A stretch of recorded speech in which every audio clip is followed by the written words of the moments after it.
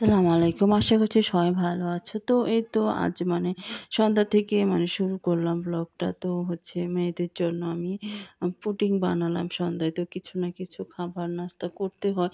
তো এখন হচ্ছে ইদানিং বাহির থেকে আনা খাবারগুলো চয়েস করছে না শুধু। ফুচকাটাই খেতে চাই। তো ফুচকা তো আর প্রতিদিন খাওয়া যায় না। তো বাসায় একটু কিছু তৈরি করার চেষ্টা করি।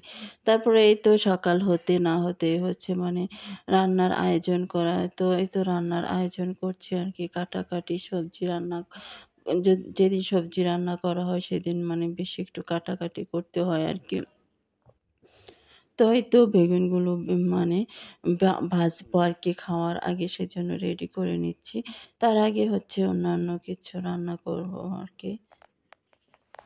তারপরে হচ্ছে এগুলো হচ্ছে বাজারগুলো একটু গুছিয়ে রাখছি। যেহেতু নষ্ট হয়ে যাবে খাচ্ছিতে নিয়ে রাখলাম। তারপরে এই তো রসুনের কোয়া ছুলে রেখেছি ব্লেন্ড করবো আরকি।